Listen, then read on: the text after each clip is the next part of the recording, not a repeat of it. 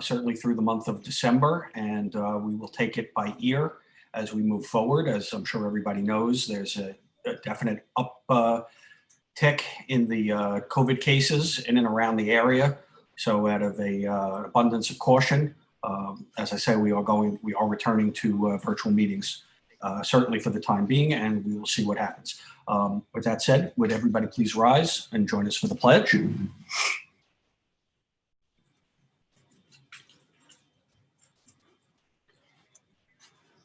I pledge allegiance to the flag of the United States of America and to the republic for which it stands, one nation, under God, indivisible, with liberty and justice for all.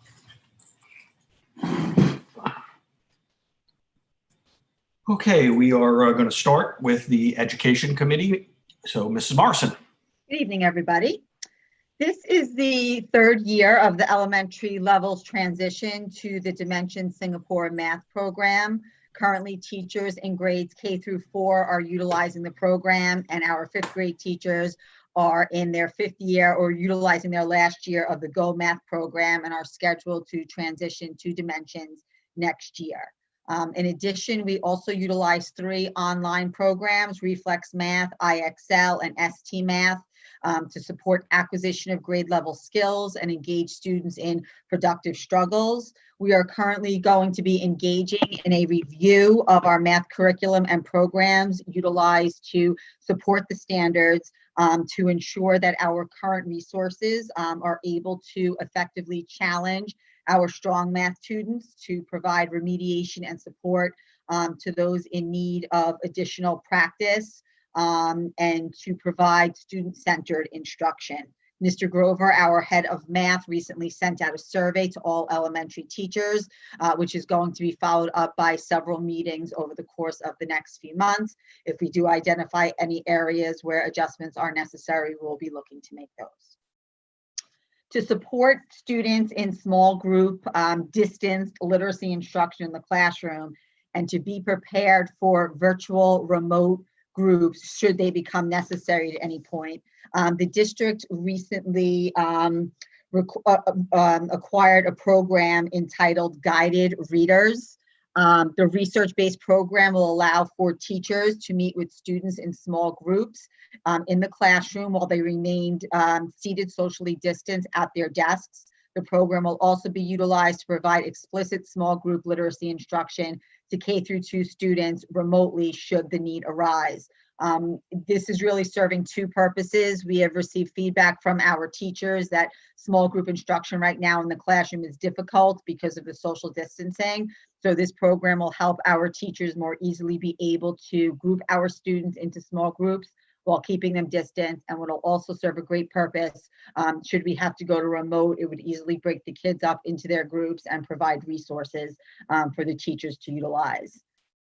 The program will, I'm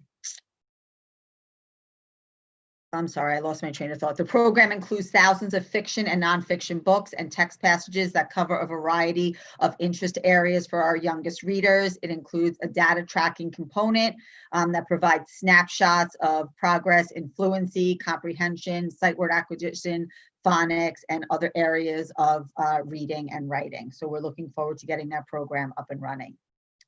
The high school is in the process of finalizing a remote learning schedule should the need arise for schools to close for any period of time. The remote schedule basically parallels the regular schedule with just a few minute difference here and there, and it does incorporate a teacher-student collaboration and support period at the end of the day. We wanted to provide all of our students an opportunity to meet with their teachers at the end of the day. Should something take place in a lesson throughout the day that they have questions about or need clarification on. So we are in the process of finalizing that schedule right now. Each class period is 36 minutes, and there are 5 minutes of transition time between each period.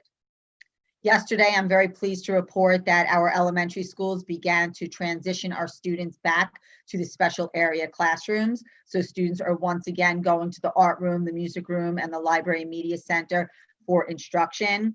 on a rotating schedule that spaces the classes out so they're not back to back. The students over a 2-week period should be getting into those classrooms. So we're very excited, and the rotating schedule allows for sanitization to take place in between the cohorts utilizing the space. I spoke with the principals today and everything is going very well with that.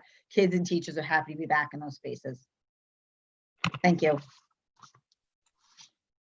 Dawn, a couple of questions. How does that last period on the remote work? Did the teachers just have like an open Google Meet where kids can join? How does that work? Yes, so the teachers will explain it to the students. The students will be provided with information from the teachers in regard to how to get in touch with them. It will probably basically be through their Google Meets, but Okay. they will provide the students with that information. Sounds good. And then on the new math program that it was instituted a couple of years ago, how do we know, like, how do you benchmark that versus the last one? Is it just testing? Is it standardized tests? How do you know which one? We Which is more have effective? been we have been looking at Ames web data. We have also been looking at student performance in the classroom over years. We are finding that the program does have its benefits.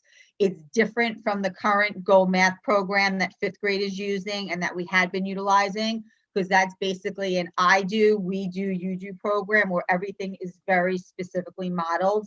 The Singapore model really follows where students are able to explore concepts and apply them in new ways. Not everything is explicitly modeled. So they need to do a little bit of exploration and figuring things out. So we just want to make sure that we're where we need to be with all of those resources. Okay, thanks.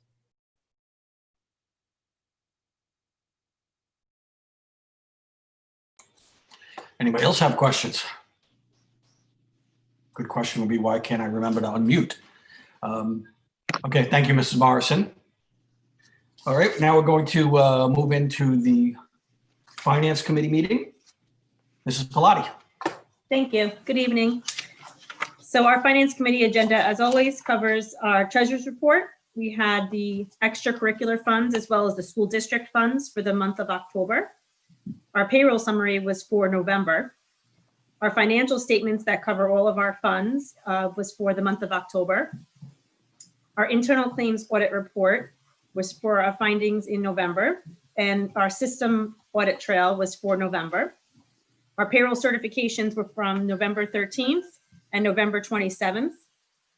We have our warrants attached as well, and the following items will be on the board agenda Thursday night: the budget transfers for both the general fund and the capital fund, the approval of the Paul J. Blue leasehold space agreement, which is renewing the lease at the same terms with the increase tied to the CPI, the increase in CPI, the approval of the 2021 contract with Dr. Donna Geffner, and the health services contract for East Islip. And the only discussion items I had on here, which really will be discussed in the Buildings and Ground Committee, unless anyone has any other questions, was just to mention that the committee needs to discuss the possible use of the capital reserve.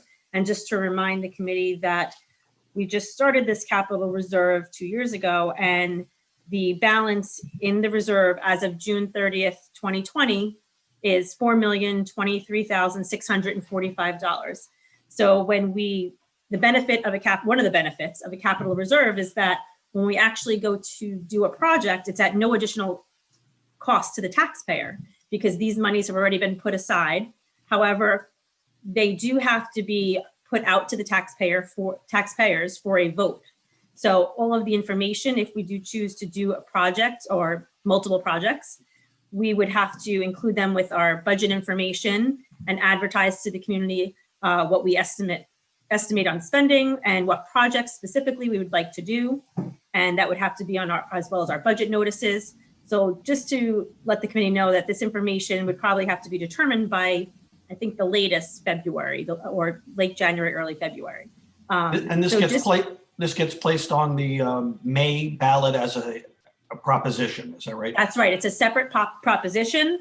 And I know we're going to be speaking about it in the next committee meeting with Buildings and Grounds. I just wanted to give you those facts about the, the balance and the fact that we need all of that information going forward if we were to decide to allocate some funds from the capital reserve to do projects. So I'll hold my question, I guess, to the next meeting on, are we actually looking to use this next year? So We do have some recommendations, yes. over and above the bond stuff, like I know we have extra money for the bond. Yes. Okay. I think it probably has to be part of the same, as you alluded to, the same conversation, looking at all Yes. the projects and combining all the possible funds. Yep. Sources. Okay, thank So you. we can put that on hold. That's all I have. Thank you, Mrs. Pilati. Okay, and now we can move on to buildings and grounds, perhaps. Hey, so Mrs. Pilati and I will do our best to hold down the fort in Mr. Bossi's absence. So we are going to have Nick Amoruso from SCC and Gary Robertson from BBS join us. Hopefully they will be signing in just a little bit. In the meantime, we're going to skip down to item number 3 on your agenda, which is the paw print project for the graduating seniors. We had discussed that at the last meeting. There was some concerns raised about the permanency, although it is, a very heartwarming project. I have had an opportunity to speak with Dr. Bridgman and the teachers who serve as the advisors to the senior class, and they are relooking at the project to perhaps continue, perhaps put the paw prints down at some point in the spring before graduation, but it would not be something that was permanent. So it would mirror something similar that we did the last year, where the kids had their pictures in lined Lion's Path. It might be paw prints this case, but nothing that would permanently change any of the facility, if the board would be amenable to that. But when I have more information, I will bring that back to you.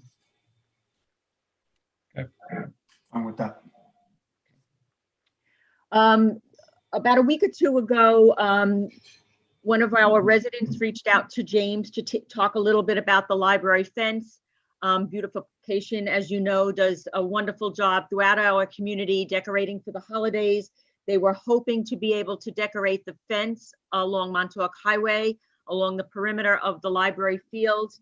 However, as you may or may not be aware, the library fence has been in disrepair, and this time last year, James looked at repairing whatever he could, but this year there are some fence areas that are beyond repair. So this is something that we are hoping to talk about for the upcoming school year, to replace the fence with something a little bit more permanent than the wood model that we have there right now. Of course, it is quite a lengthy and large project, so it would be somewhat costly, but we are looking at putting something there, which we'll talk about in a few minutes. I'm sorry, I just got to back up, I'm sorry. Okay, The white picket fence you're going to replace, is that what you're referring to? that's correct. And along Montauk Highway, or? Yes, and wrapping around to the front, to the library, yes. So do we definitely need to discuss that further? Yes, it's on the capital reserve list that was sent to you earlier today. We do need to discuss that and the other projects. It's just that aesthetically, and I know maybe it's a little superficial here, but aesthetically, I really think that we need to try and maintain that look. If Yes. we can possibly do it in a way that's going to purchase something that's a little bit more durable, fine. But it's one of the prettier Yes. sites in town. And so I think that we should try and maintain that aesthetic. Absolutely. That's exactly what James would be very happy to hear you say that, Anne Marie, because that's Okay. exactly what he said to us. He was when we reading had my to talk about mind. it. He He was was. reading my mind. Yeah, so we know how important that area is to the community and how long, what a presence that has. That entire corner has been maintained beautifully. And I know the community has taken great pride in what went in there, whether it was CVS or the historical museum or the library. So yes, we are all in agreement that we want to do something that maintains the aesthetics and the integrity of what is there now, but something a little bit more permanent. So that does appear on the list, which on the capital reserve list, which we will get to in a few minutes. And then finally, the last item before BBS and SCC join us, I'd like to revisit the issue of issuing permits at this time. So I just want to preface that by saying Tim Horan earlier today, just so that everybody is clear, did send a posting to all of our student athletes, letting them know that we are conducting signups for our low and moderate risk indoor sports for the winter season. Theoretically, it is supposed to start on January 4th. However, we do not have the go-ahead in that regard right now. It's tentatively scheduled for January 4th. The other day, the governor came out and postponed those that were supposed to start a little bit earlier. The rest of the state was supposed to start on or about November 30th. But Section 11 and Section 8, which is Nassau County, chose to wait until after the first of the year to proceed with winter sports. We all know what's happening right now with the increase in COVID cases. So we are conducting signups. We are cautiously optimistic, but unfortunately, we all know what is happening throughout the state as far as it relates to COVID cases. That being said, we're also quite concerned with issuing permits at this point in time based on the rising cases. Over the last 7 days in West Islip, there were 138 confirmed cases of COVID. And that is right off of the Suffolk County Department of Health website. I think as a district, we need to do everything in our power to mitigate that. And one of the problems with the after school activities is that the students are not cohorted as they are in the school environment. So at this time, I am going to respectfully suggest that we take a step back and reevaluate after the first of the year, hopefully as the vaccinations become more prevalent, and hopefully we see a decline in some of these numbers. So has any of our contact tracing traced back to any of the youth sports? Yes. Okay. You know what, let me qualify that, Ron.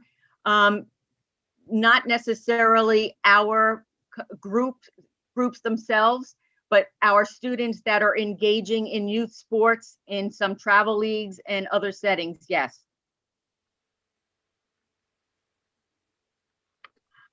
I just feel that if it's a stressor at this moment in time, on top of everything else that, you know, we're trying to mitigate and, you know, deal with, I think that we should, you know, ask the youth sports just to, you know, refrain for now until the numbers seem to come down, especially here in West Islip, and then we'll revisit it and, you know, go back, weather permitting, to using the outside spaces.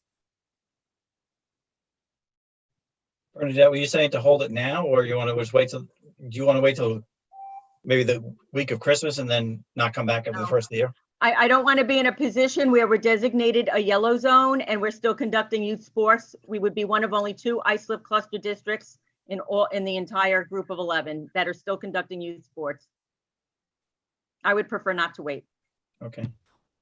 So we're gonna pull any permits that are already been issued. They're just, Yeah, I think we should Pull just, them I out. would just hold them. I wouldn't necessarily, you know, rescind them or anything, but to Anne Marie's point, perhaps just ask them to refrain until we have you know, more confidence in what's happening in the community at large.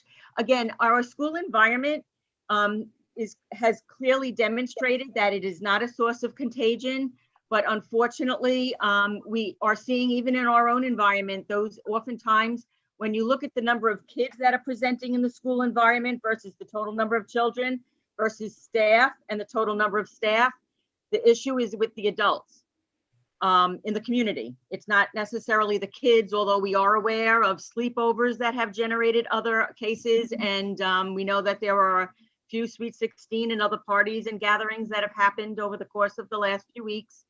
And we are, we always hold our breath a little bit and hope that that does not impact the school environment.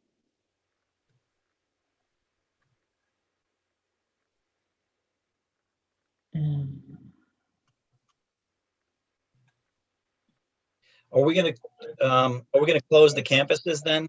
I know when I was out there on Sunday, I have my lacrosse team, there was like 8 of us, but there was probably 50 other kids on the fields. And you know what, to that point, that has been one of the problems. We have been trying to maintain that. We had discussed that at our last meeting. It's very difficult. Our security team is doing the best that they can to approach those groups. Typically, what we did when we were in the throes of COVID in the spring, if we saw people walking on the track or taking advantage of the open facilities, which a lot of districts did not afford to as residents, we allowed them to do so as long as they practice social distancing. When we saw kids that were engaging in any kind of contact sports, to any extreme or more than say 2 or 3 together, we did try to break them up. Okay. So I think that would help that because there would be less, confusion about what were permitted activities and what weren't. Okay. Nothing would be permitted. Makes sense.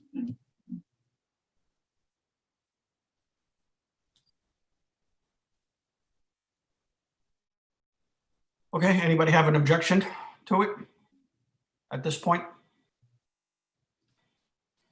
Okay, And we'll hold on to the current permits, which will then, can just roll over. And as soon as we're ready to open it up, we'll open it up to them. When we should set some expectations to, like, we'll look at this again at the new year. Yes, we can We're look going at to look at this continuously. Yep. So the other 3 districts the only other 3 districts that had afforded this opportunity to their community in the ISIP cluster, 2 of them have shut it down until the spring. None of the others even entertained it at all. I mean, since we had said we were going to review this every other week, I'd like to continue along that schedule. Yeah, that's what I was I mean, thinking. I'm not, I think being realistic, it's not likely that it's going to get better anytime soon, but I'd rather hold out the hope. Okay, we could be optimistic. Yeah. Well, we should, yeah, and that was my point. Whether it's every 2 weeks or let's commit to reviewing it when we come back from the break, or I like that idea. Let's just every 2 weeks reevaluate it, because that's what. Well, I mean, essentially, we meet every other week, more or less. Yeah. So we can review it at each of those events.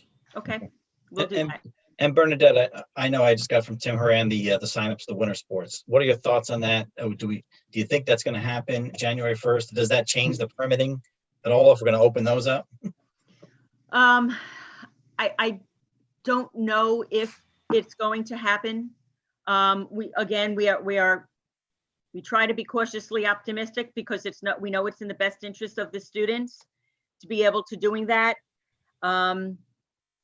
We go to great lengths to make sure that we are following all of the protocols, which is why I think the school environment has been so successful. But I don't even want to harbor a guess about whether we are going to proceed with winter sports. But if we do, and then we meet in January to discuss permitting on the fields, I mean, we could do that again. It would all be around the same time. It would be within a week of each other. So. Okay. Yeah, I think if we don't plan for it to happen, then there'll be no chance for it to happen. Right. And if, Which is why we're conducting the signups. Right. Because at least we want to be ready if we're given the go ahead. Yeah, and we'll be optimistic. Right. Okay, Mrs. Burns, before the SEC guys come and or Mr. Bossy, one or the other, we had some discussion previously about there'd been some questions about students being able to use their own devices while in remote learning versus using the Chromebooks, because there have been some trouble with some technical issues with Chromebooks. What is the status of that and the reasoning? Mm-hmm. Dawn, do you want to address that? Sure. So I discussed it with Mrs. Fulton, the head of technology. And it's not something that we would discourage if students are at home and they choose to utilize a personal device. We are obviously just hopeful that the parent is supervising appropriately. We do not have GoGuardian on obviously students' personal devices at home, which we utilize to make sure that they are not going onto any sites that they shouldn't be going on. But it's not something that we would prohibit or technically be able to prohibit if students decided to use such devices. Okay, thank you. On a similar topic, we had talked about the possibility of replacing the seniors' devices early, right? I guess we understand that they're scheduled to be replaced over the summer. The Okay. seniors have the second newest devices in regard to the Chromebooks. I spoke with Mrs. Fulton about that as well. And they have, the most updated, one of the most updated versions of the Chromebooks. Okay, I want to say it's the G5. okay. I thought they had the oldest. All right. So it was not something that would really change very much the capabilities of their utilization. Okay, thank you. One last thing, still on just school general. Gotten some questions about the quarantine procedure and it being confusing, which I'm sure relates to who's making the decisions, but if somebody could just kind of go through that, that would be great. Brian? We are asked to identify close contacts based on the guidelines set forth by the Department of Health Services.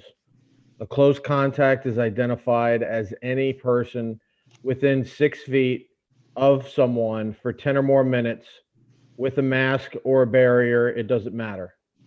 So when we are identified, we also are required to go back 48 hours from symptom onset or a positive test if the case is asymptomatic.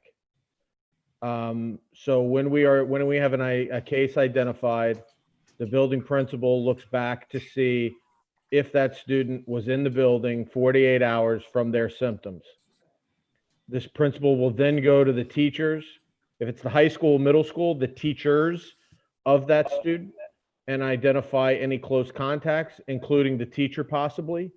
At the elementary school, the building principal will go to the teacher and identify close contacts. The building principals provide me with those close contacts. I then send that information through the Suffolk County Department of Health Services portal to the Suffolk County Department of Health. They then will reach out to the families and issue an order of quarantine. Thank you. So again, it's not the district that determines who has to quarantine. It's the Department of Health.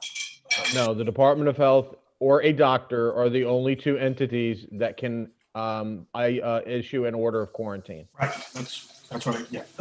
Okay.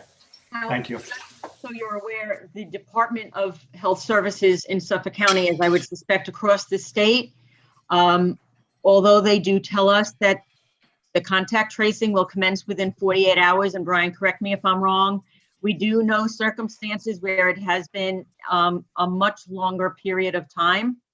As you know, the numbers have risen dramatically, particularly since Thanksgiving. So some of our families are saying that they have not heard back, sometimes over a week. So we try to keep in contact with them, but they are administering, many communities across Suffolk County that are in situations that are similar or much worse than ours. So as far as the number of cases that have surfaced over the last 2 weeks. So we just ask people to be patient because we do not have control over that as a district. If a parent has an issue where they've been identified as a close contact and they have not heard from the Department of Health Services, they can call 631-854-0333 or 311 and they will speak to a general receptionist first, but that will then be passed on to one of the public health nurses who will return their phone call. In the times that I've spoken to parents who have called, they get back to them pretty quickly. So they can then speak to a public health nurse about their specific situation. Brian, could you repeat the last 4 digits again to that number? Sure, it's 631-854-0333, or you can dial 311. Thank you. You're welcome. Dawn, I have one quick question I forgot to ask during Ed meeting. Is this the last year for GOMATH for all the elementary? Yes, right now it is in K through 4 dimensions, and GOMATH is in 5th grade. So next year we are scheduled to transition to dimensions for 5th grade. Okay.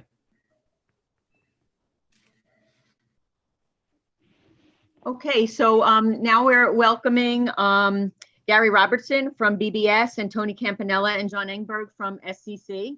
So good evening, gentlemen. Thank you for joining us here tonight. Good evening. Hi, everyone. So perhaps you can bring us up to speed as it relates to the bond, where we are currently and where we hope to go. All right, I guess I will start with the current work that's taking place right now. In the last phase, we have the bathrooms finishing up as far as punch lists are concerned. The second floor gang bathroom, which the board decided to do, that's coming to a finish. As they're waiting for petitions and fixtures. The tiling is done in that bathroom upstairs. Some of the work that's going to be taking place over the winter break will be the gym door going to the new handicap ramp at the high school. We also have the new nurses door at Paul J. Ballou.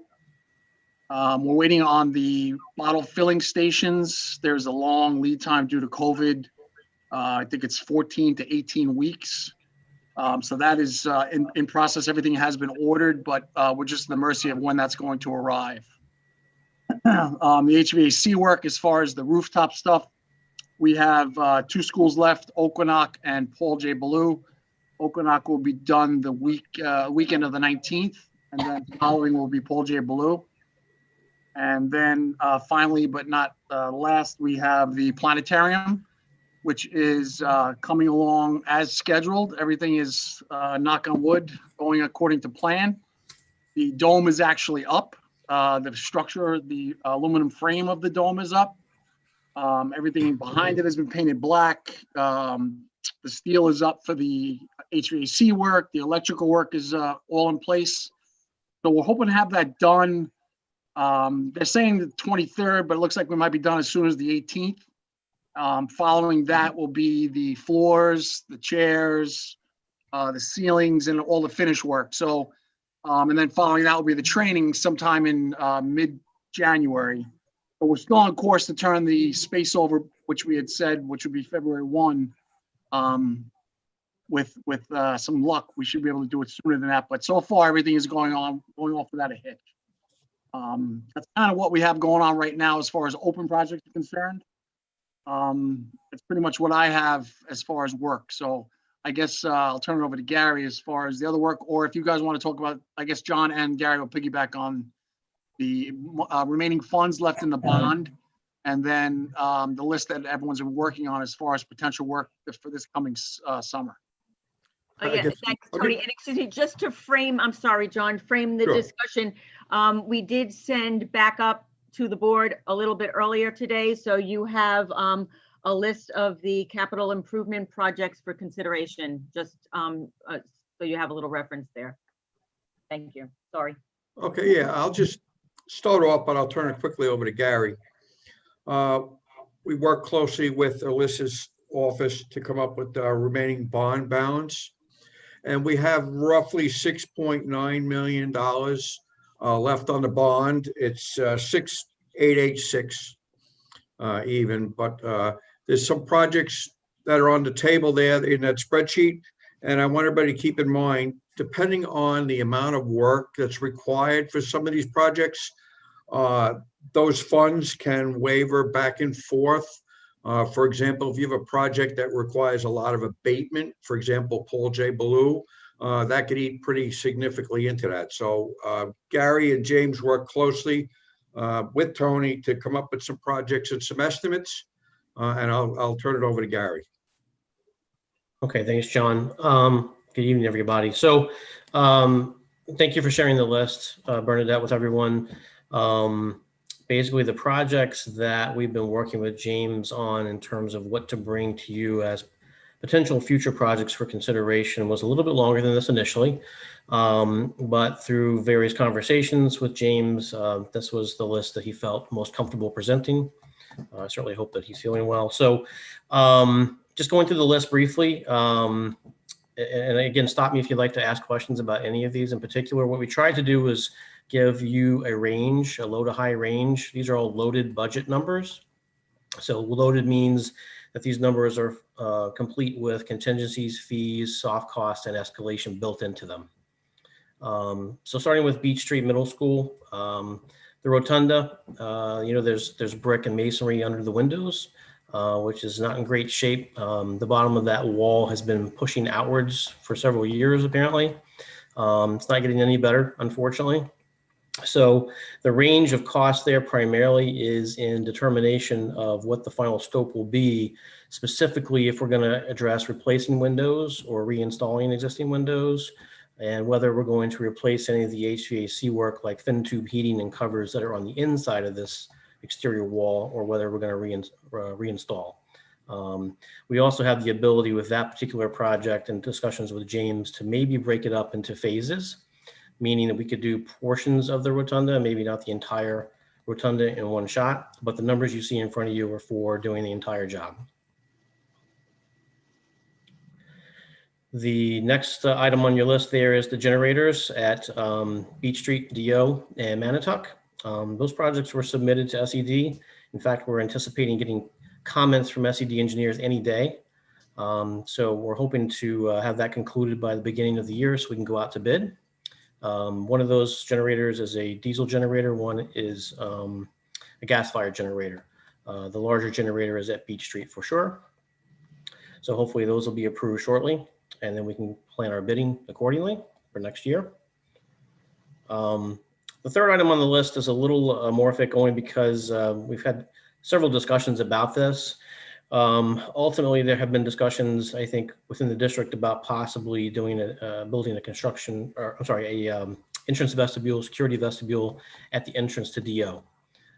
Whether that takes the form of a small addition, like I'm going to say, for a lack of a better term, glass box, if you will, under the existing curved roof, or whether it becomes something more substantial is yet to be determined. So the scope here that James put together in terms of the money is obviously a big range. I would add, for instance, there's some concerns with the concrete steps and some deterioration of the steps and the ramp in the front, which we could address in a larger project like this. In terms of the vestibule itself, there are certain minimum dimensions we have to meet for ADA in terms of the depth of the vestibule. So if we were to build out from the front of where the existing doors are now, we may be pushed out far enough that we have to really evaluate how to address the ramp and the stairs, meaning we may have to actually take them out and rebuild them all and push them a little closer to the parking lot. So it's because of so many questions and not enough answers yet that we have such a wide range there. I think this is a project that if the board were interested in pursuing, we need to have further discussions about for sure. That needs to get done. There's just no, there's no question there that needs to get done. The other consideration is that it's the only location now that does not have a security vestibule. Well, that's part of what I'm saying here is that needs to get done, and there is absolutely no protection for our employees in that side of the building. And it's also an entry point for the rest of Beach Street. So Right. it just doesn't make sense not to. I agree. do that. It needs to get done. Okay, so we may need to come back to that because certainly we don't yet have a defined scope of work for us to give you a defined estimate. But I'll continue with the rest of the list that's been presented, and then certainly I'm sure we'll have follow-up conversations about this project and others. The next item on the list was spline metal ceiling replacements. As you know, we've been replacing ceilings around the district during the bond. Mostly they were classroom instructional space ceilings, and we've replaced a lot of them. But there are some miscellaneous spaces around the buildings that have not been replaced. James and his custodial staff did a great job giving me floor plans so I could see where the areas were that still need to be done. And you see the estimate there. It's a large estimate because it's a lot of rooms. I would add, although it's not on your list here, that Manitowoc probably has the most number of classrooms that were not addressed in the bond. I believe there were somewhere between 12 to 14 classrooms there. The other rooms or spaces are typically spaces that are much smaller: storage rooms, closets, kitchens, things of that nature. So I think James's thought here was to kind of finish all the spaces in the district that had not previously been addressed. The next one on the list is Paul J. Ballou. This is a crawl space abatement. And this number is a pretty high number, obviously, in $700,000 range. This is not a wide range of number because we did speak to Branch Services, who is an abatement company on a cooperative contract. They actually had looked at the space for us once before. They are very familiar with the space. The intent here would be, at least with this estimate, to remove any visible asbestos debris from the sand floor and from any pipes, re-insulate the existing pipes with new insulation, and to what they call plasticizing the floor, which is adding some polyplastic to the floor so that it would provide you a more clean space for access for periodic maintenance. The challenge with Ballou is that it's not pipe tunnels, it's a crawl space. It's not a very tall crawl space, so it's a large area, which is really reflected rather in the number that you see from Branch, which has, again, contingencies and fees and escalation built into it. The next item on the list is interesting that we did a portion of the open courtyard in terms of masonry restoration in an earlier phase of the bond. But one area of that particular elevation in the courtyard, which I believe is the, help me out, Tony, which elevation, which way does it face? This is east, right? East facing. So initially, remember, the bond was developed in 20, I guess we're now in 2016, 2015, 2016. There was an evaluation of the masonry conditions at that time. A section of that particular east elevation was in pretty bad shape, mostly in terms of cracked brick that had spalled and fallen out of the wall or was getting ready to. And we addressed about 30 to 40% of that wall in the past project in terms of replacing masonry, repairing masonry. The number you see there is for addressing the remainder of that elevation, which is the majority of that elevation.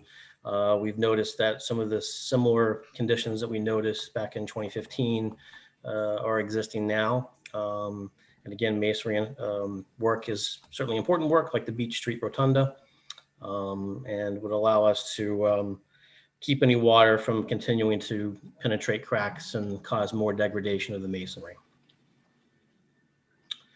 The next item on the list are air conditioning mini splits for the Manitowoc and Okonock main offices and nurses suites. We've been doing some of this work in the bond and other buildings. I know Udall Road comes to mind in particular. So this would be the opportunity to provide air conditioning appropriate to those spaces at Manitowoc and Okonock. This is Pete. So I know we went back and forth on air conditioning a while ago. Air conditioning can be part of the bond work, or is that a gray area? So we did air conditioning work in the bond, Pete, with some split units similar to these. We actually did cassettes. They're called ceiling cassettes over at Udall and some of the other buildings in the office areas. So there were isolated areas of air conditioning that were provided in the bond, but we did not do any air conditioning of classrooms or large spaces like gymnasiums and those types of spaces. Right. But does it make sense to take a look at that based on what COVID has done to us in terms of ventilation? I mean, I think from what I gather, a lot of the close contacts have been mitigated by open windows. Does it make sense to start at least thinking that way? Even obviously we're out of the pandemic by the time we finish it, but just in general for filtration, other diseases, sicknesses in the building, to start thinking that way. In terms of adding air conditioning to classrooms? Classrooms, general space, anything to start that process. I know we talked about it, the full scale project was large, but just seeing what is, transpired in terms of what companies have done in terms of retrofitting their current systems have helped with the pandemic. Well, certainly the second page of the handout, I think that was delivered to you guys, the bottom two items were air conditioning that we had previously addressed with Fred Seba, the managing partner from my company. We provided some ballpark estimates to you guys. The air conditioning of all classrooms in the district was in the $17 to $19 million range when we last discussed it. And air conditioning the cafeterias, kitchens, gymnasiums, those kinds of spaces was about $3 million at that time. So certainly, again, this is, we're bringing potential projects to you guys to consider and discuss, and then certainly we can follow up on your behalf in any way you so choose. Okay, thanks. Sure. Next project on the list was at Bayview. So this is the back staff parking lot and also a paved kindergarten area. We looked at that this summer. Unfortunately, the cost of doing the work this summer was higher than a change order to SED would have supported. So the lower number is to mill the existing asphalt in place and then pave over it. And the higher number is just to replace the existing asphalt with a new full depth asphalt system. The next to last item there on the initial bond list is replace window blinds in non-instructional areas. This was a number James developed. As you know, we're wrapping up window blind replacements in instructional spaces as we speak. I believe West Islip High School is the last building to be worked on, Tony. Correct. My concern with this one that I expressed to James was that non-instructional spaces may not allow for this project to be aidable by the state. So that's something we would have to look into if you guys want to pursue that. Even if we couple that with another project, again, because they're non-instructional spaces, it's a question I really need to pose to your project manager at SED. And then James also added here, the last item on the original bond list here is HVAC ductwork cleaning. It's something that James typically does via purchase order with Cunningham. I think they offer a contract. So he put a range in there for consideration. Obviously, this goes back to probably piggybacks on what Pete was just discussing in terms of making sure that your ductwork is clean and has routine maintenance. So again, this is typically something that's done via purchase order. Any questions about those initial potential bond projects? Anyone particular? Gary, it looks like it was sorted from high to low based on the estimated high cost. Was there any other prioritization given or thought about? Actually, it's interesting you mentioned that because the list we were working from initially before James put this together was not in a particular order of dollar figures. So I think you're right. It was high to low just because of that reason, not because that was the presentation to you. Okay. I mean, certainly I'd like to look at the areas that are, safety related first. Those are the things that, my mind have to come, get priority, which is why I agree with Amory about the vestibule. And then look at things that if we don't address now, we'll wind up creating a bigger problem. Any Like thoughts? those bricks at Beach. Yeah, Talked the about that rotunda. for a while, the rotunda. I mean, that goes back to, Forever. yeah, so that's one that sticks out for me. I think the Tony's nodding his head. Tony knows what I'm talking I think the moral is rotundas are not a great idea, but that's about. No, I another don't know. story. I don't know who thought of that one. I think those look great on paper, and that's about it. Exactly. Yeah. Yeah. So, guys, any comments on looking at it that way? Just one thing in reference to the security vestibule at Beach. We came up with that number, SEC and BBS, because just to give you a reference point, the security vestibule at the front of the high school, that was just a little under $600,000. So if you can use that as a comparison as to like kind of where you can gauge what it would cost you based on up and down if there's more concrete but that gives you an idea of how elaborate that is. and that's, that's a beautiful vestibule. I don't know that the vestibule in front of Beach is as big as that, but just to give you a point of reference dollar-wise. Yeah. And just to comment on that real quick. So while the vestibule certainly addition that we did in the front of the high school is like Tony said, about 600,000. The big difference between that one and this potential location obviously is the site itself. The ramp. So again, I go back to the concrete plaza, the ramp and the stairs. They're all things we did not have in the front of the high school and can add a lot of money to our project. So hence the range there that you see. And the other thing to consider here that we don't know the answers to yet are how the vestibule addition will affect, if it will affect the existing roof that's over the landing in front of DO. So again, the range is wide there for a number of reasons. And the crawl space abatement, Gary had said possible asbestos. Obviously, that would be a health concern. Is that something that's come up? Is that something that has to be done, or? So I don't want to speak for James. I mean, I will say this. I think, generally speaking, obviously, if anyone hears asbestos, the idea would be, hey, if we know it's there, let's get rid of it. I would tell you that he told SEC and DBS that typically he probably needs to send people down there for various repairs of valves and pipes and things of that nature 3 or 4 times a year. Okay. So it's limited access to that space. When people have to go into that space to do those repairs, they need to be fully trained. They need to be in full Tyvek suits and whatnot to do that. And the other concern is you don't want them tracking any material and debris from their boots or their suits into the building. So there's a decon process that happens also as they enter and re-enter and exit the crawl space. So this certainly provides a cleaner environment for future maintenance, and it gets rid of existing contaminants that we know are there. Okay.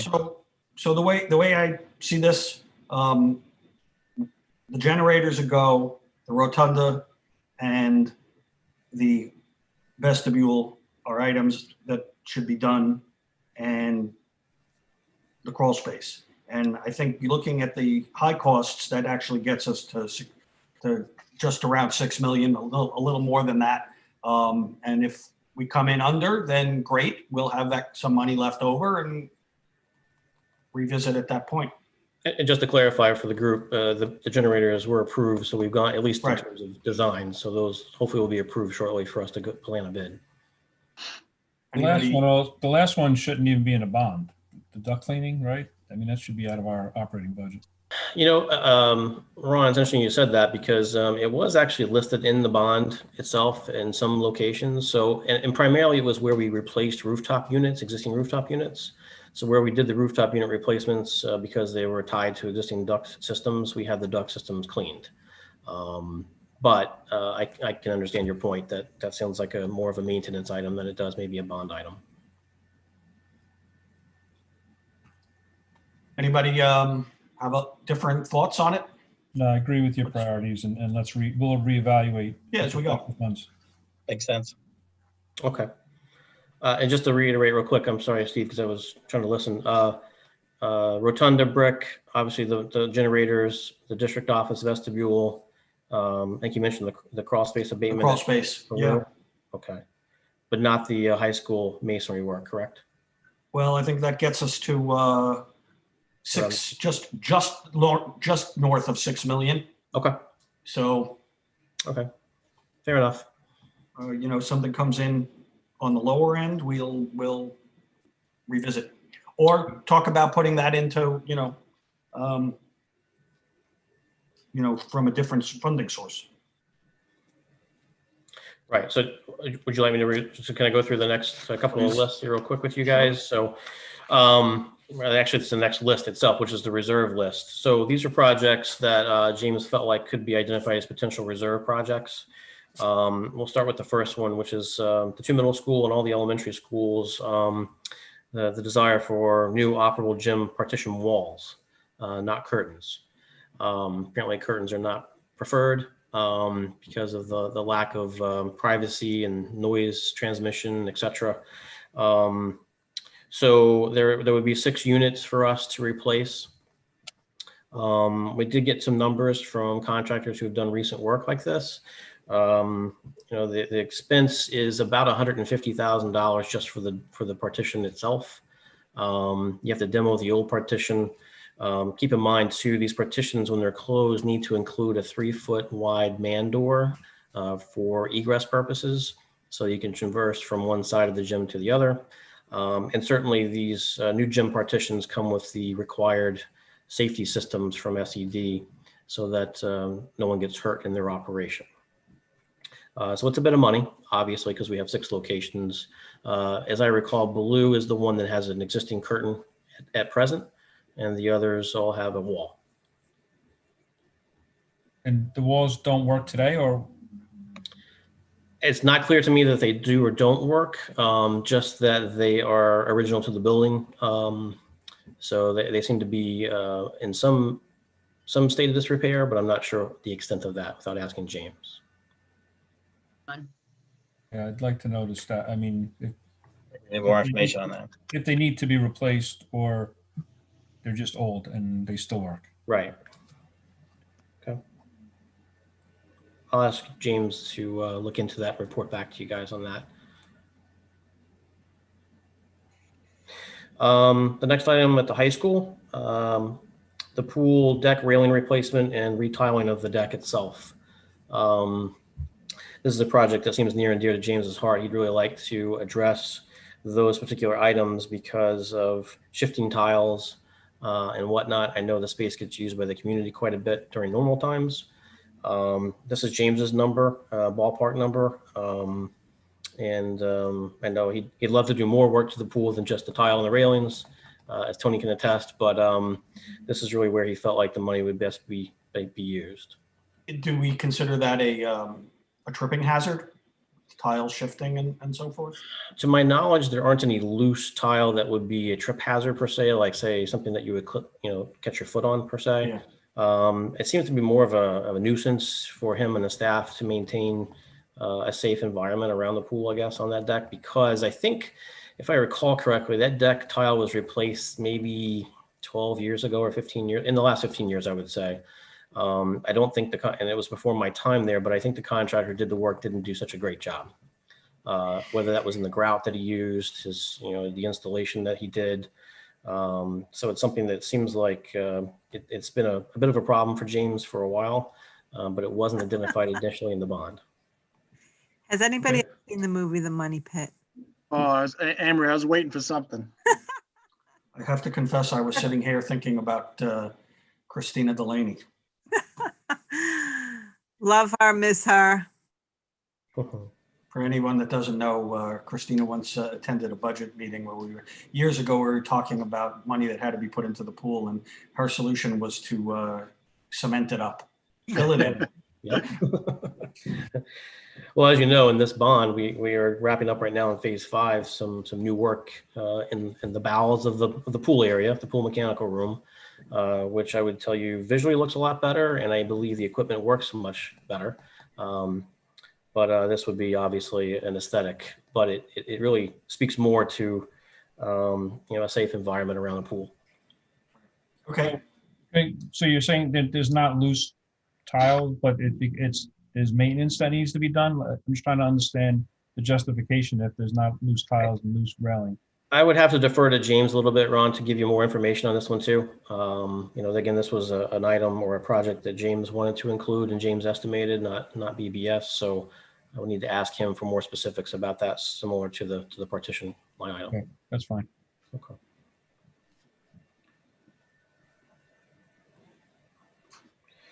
The next item was something James brought to us. This is a placeholder. It's an allowance. He was looking for new campus-style fencing to face Montauk Highway and also in front of the maintenance garage on Higby Lane. I know this is something that's kind of been kicked around as a thought or an idea for some time. I think the example James said to me during our conversations was, sort of like the fence in front of Bayshore High School along Sunrise Highway. I think he's envisioning some kind of masonry piers every so often with some type of fencing between the piers. What we don't know really are any details in terms of what he'd like to do with the fence, with potential caps on the masonry piers, et cetera, et cetera. So Okay. this is a placeholder based on an approximate length of fence. All right, let me just say what I said before you guys came in, because Bernadette had mentioned this in an earlier report. The current white picket, well, I know is not, something that's easily maintained and starting to look rough, and we have to replace it. Aesthetically, it is something that I know the community would want to maintain. So a wrought iron black fence that, is currently up at Bay Shore High School is not something that I'd be interested in. So I don't know if we need to look at this whole project and get different ideas out there and really understand that, we need to tread carefully on that project. Yeah, we'd want to see design of the fence that's being proposed. Fair enough. Okay. Is the fence there that's right now? Is it, how much longer does it have to, to last? It's not. There are whole sections that are basically completely deteriorated, to the point that beautification couldn't put that beautiful garland and wreath design up that they do every year this year. Right. So like in my mind, I'm saying, why can't we replace that fencing with something made out of a more durable material, like that track system we put down in our backyards, the looks like wood, but it's not. That tracks. Whatever. Pony, you know what I'm talking about, right? I know what you meant. All right. Or PVC or something. Yeah, something that's going to be durable. Something, but it's just, it's not on Sunrise Highway, right? It's right. It's in our one horse town on Montauk Highway, probably the quaintest little corner that we have, other than our little main Christmas tree area up here on Higbee. So I can hear in my head the West Islip Association's words, and I haven't spoken in a while. I'm not a big fan of that wrought iron that's up at over there either. Gary, so assuming, and I understand James did the estimate, but what do you think is roughly the cost differential between wrought iron and a PVC? I don't know. I would have to find out for you, which I will. Seems like we were looking for more of a residential style fence, whether it's PVC or something like that, as opposed to an institutional fence. Right. Yeah. You got it, Gary. Yeah, I think it's around 850 linear feet plus or minus. I know Nick Amoruso from SEC helped kind of drive by and do a slight takeoff for that. And again, it's a placeholder just as a thought without really knowing any of the details of what the fence might be. So we can certainly look into that. I'll ask Kurt Coronado from my office, who's our landscape architect, if he could help me with that and get back to you guys. Great. Thank you. Thank you. Sure, of course. The next item on the reserve list was a renovation of restrooms. It's originally started as 2 restrooms at Bayview, and then James added 2 more restrooms at the high school more recently. These would be for replacement of finishes only, not to make these toilets ADA accessible. And the reason why is because 1, the condition of the toilets, I think, demands some attention. And 2, you have ADA compliant faculty and student toilets on every floor of your schools now that we've renovated so many toilets this past summer. So once you have facilities that are accessible, you are not required to make every toilet facility accessible. So these would be for replacement of finishes, ceilings, ceramic tile floors, walls, paint, fixtures, and partitions. I would like you just to keep the bathrooms district-wide on the radar, because, we might want to get, I want to say a replenishment cycle like it was technology, but some of our bathrooms are quite old, and I think we've done a great job of maintaining them from a cleanliness standpoint. But after a while, there is nothing you can do to bring them up to the standard that we would expect for our public and our students. So I think it's something we're going to have to continue to relook at, from year to year. I know bathroom grout in particular, Bernadette's very difficult to clean it. At some point, it's just old. So, And some of the fixtures are really, really old. Sure, of course. Yeah, our renovation project this summer was quite interesting at times, right, Tony? A little bit. We found some things we had to deal with, but it's all good. Yep. So that number there is a range, but it's again for finishes only, not to make them ADA compliant. The next item on the list is replacement of the high school stage curtains. I believe the curtains have a slight tear in them. There's the possibility we could certainly try to research a repair, but after all the money you've spent on that auditorium with a number of other elements that have enhanced that space, it seemed appropriate to try to develop a number to replace the curtains. So this would be the operable proscenium curtains, and I believe the apron at the top. How old are those curtains? I'm not going to say they're original to the building, but probably been replaced once, I'm going to guess, since the building was built. Okay. And not recently. Not recently. Certainly not in my time with you. So I'm going to say 20 years plus. Okay. Okay. The next to last item on that reserve list is something James brought to us. There are two walk-in refrigerator / freezer units within the high school that he'd like to have them looked at in terms of the possibility of either replacing them or possibly refurbishing them. I think the number he developed there is actually a pretty healthy number if we wanted to replace them. Again, I would have to defer to him for specifics about what the current issue is. He did mention the doors and the gaskets on the doors being a problem, which I assume leads to potential of losing some cold air, which means they're probably inefficient. But again, something that I have to defer to James for specifics in terms of what the problem is at the moment. So that's what that number is for. And then lastly, the last item on the list, and this is one I'm going to say on the record I'd like to look into further with James if we choose to pursue this. He's mentioned that there are some leaks in the Paul J. Ballou and Bayview Gymnasium cowl wall windows. Not on both sides, typically on one side. You may recall we've replaced a number of the operable pieces that allow some of the lower window sections to operate during this bond. Leaks don't necessarily mean that the leaks are happening at the windows. They could be happening at the masonry around the windows, the caulking around the windows. There's quite a bit of cowl wall, which is a plastic type of window that allows diffused light to come into the gymnasiums, but they're not insulated window units like you might see that we've been replacing around the district during the bond. So James developed a range here of 70 to 100,000.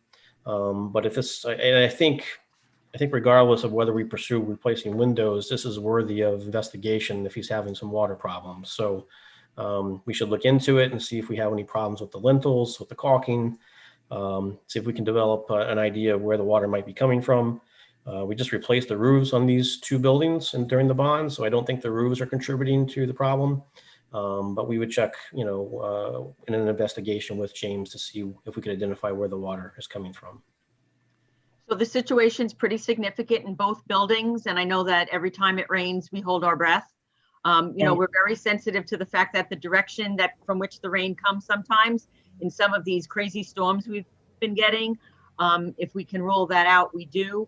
But in this case, the buildings they're having recurring issues. So we know there is something wrong. So that's why James put down either repair, replace, or, reinstall. But we definitely need to get to the bottom of the problem because it's pretty significant. And you did just, redo those gyms a few years ago, new floors, everything was painted, the new cushioning against the walls. So we would hate to see anything happen to anything there.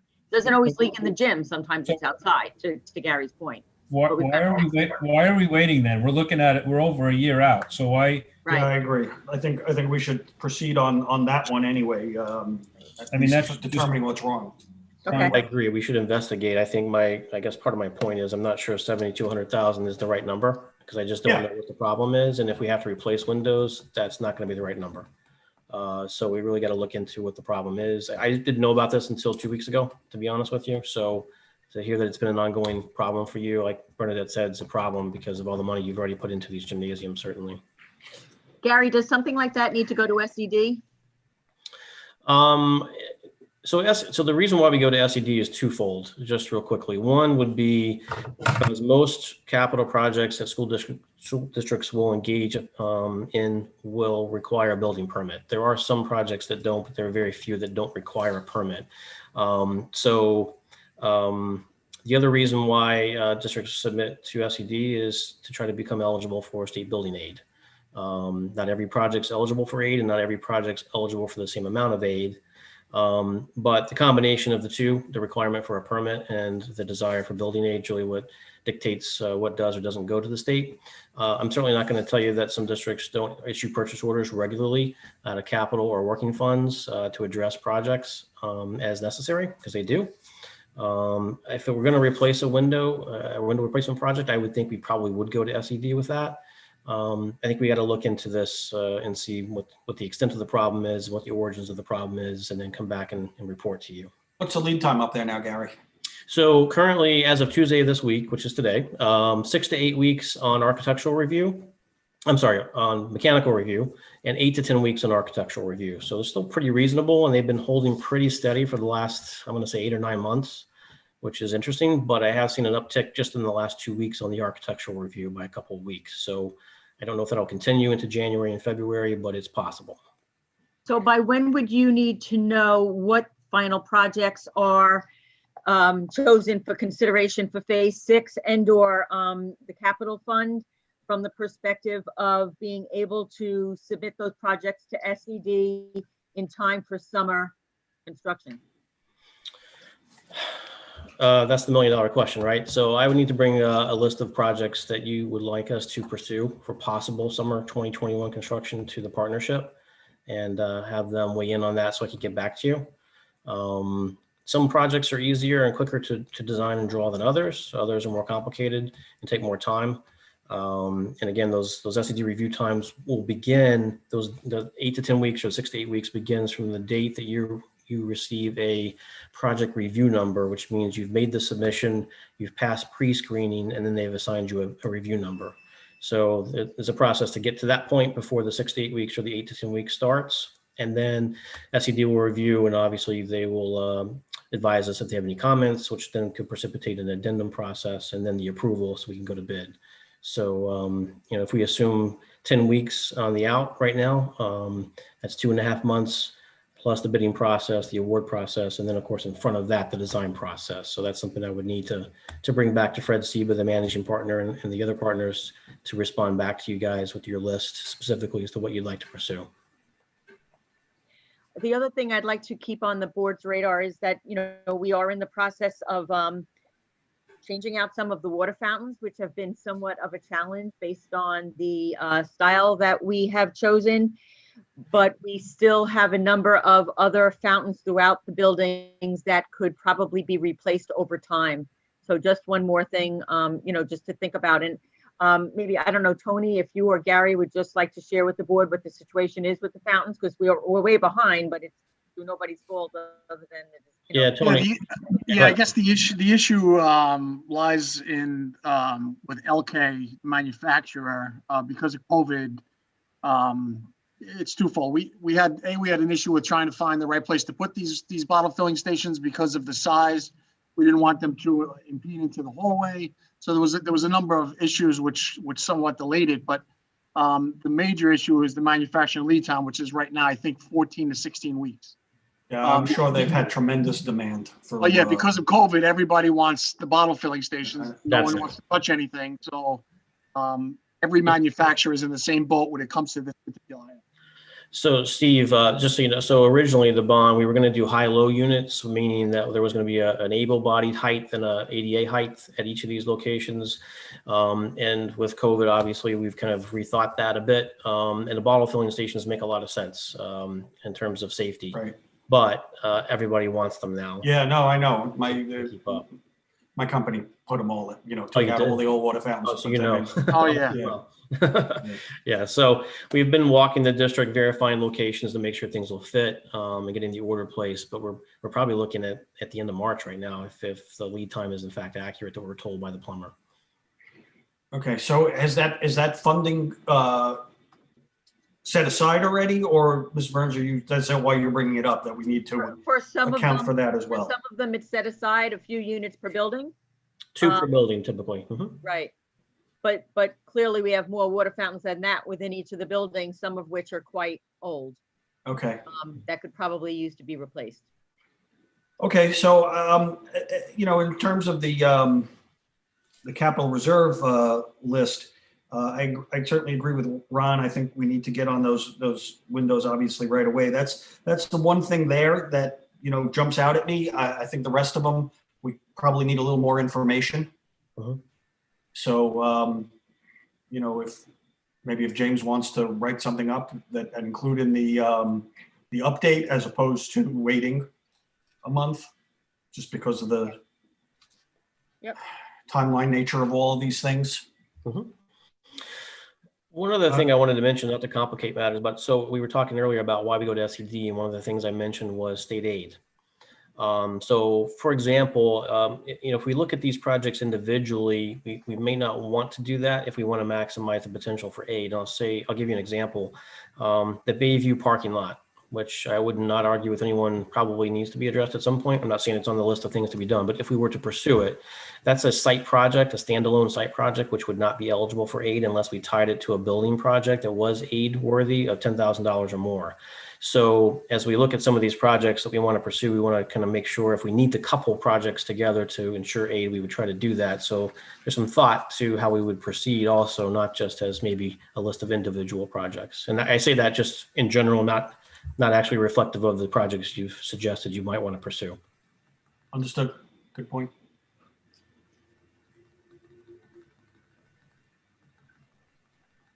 Are there any other questions?